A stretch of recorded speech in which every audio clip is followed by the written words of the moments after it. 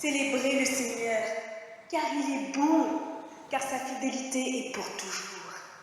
Qui peut dire les prouesses du Seigneur et faire entendre toutes ses louanges? Heureux ceux qui observent le droit et pratiquent la justice en tout temps. Quand tu seras favorable à ton peuple, pense à moi, Seigneur. Lorsque tu le sauveras, occupe-toi de moi, que je puisse voir le bonheur de tes élus, me réjouir de la joie de ton peuple et partager la fierté de ton patrimoine. Tout comme nos pères, nous avons péché, nous avons dévié, nous avons été coupables. Nos pères, en Égypte, n'ont rien compris à tes miracles. Ils ont oublié tes nombreuses bontés. Ils se sont révoltés près de la mer des joncs.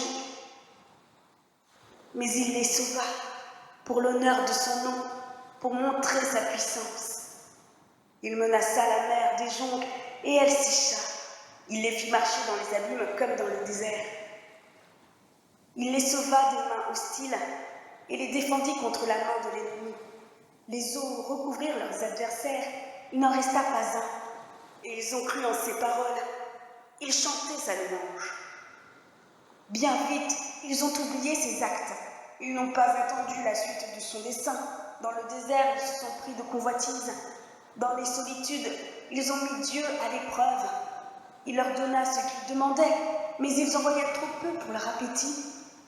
Dans le camp, ils ont jalousé Moïse et Aaron, l'homme consacré au Seigneur. La terre s'ouvrit et engloutit Dathan. Elle recouvrit la bande d'Abiram. Un feu consuma leur bande, une flamme dévora les impies. À l'Horeb, ils ont façonné un veau. Ils se sont prosternés devant du métal et ils ont troqué leur gloire contre la copie d'un bœuf, d'un herbivore.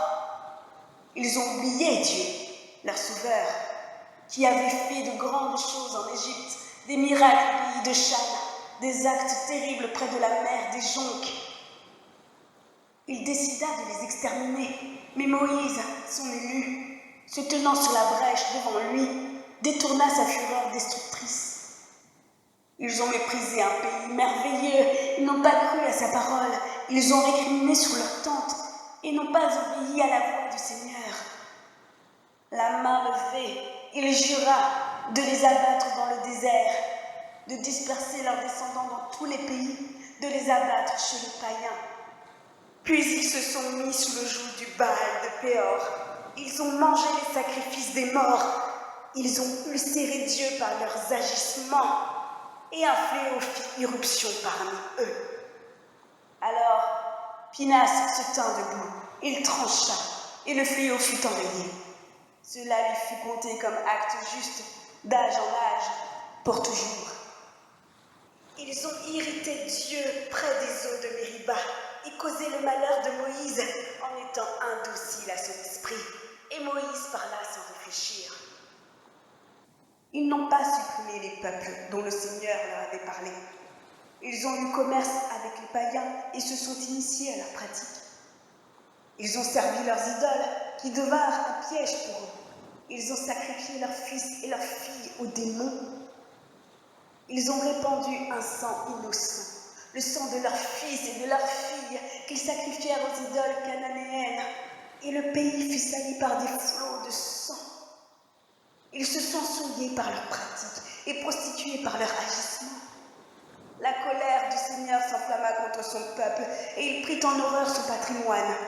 Il les livra aux mains des nations et leurs adversaires les ont dominés. L'ennemi les a opprimés et ils ont fléchi sous sa main. Bien des fois, il les a délivrés, mais ils s'obstinaient dans leur révolte et s'enfonçaient dans leur faute. Il regarda leur détresse quand il entendit leurs cris. Il se souvint de son alliance avec eux, et dans sa grande fidélité, il se ravisa. Il les fit prendre en pitié par tous ceux qui les avaient déportés.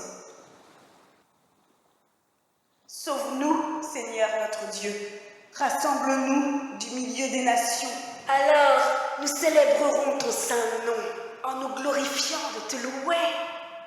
Béni soit le Seigneur, le Dieu d'Israël, depuis toujours et pour toujours. et tout le peuple dira Amen, Alléluia.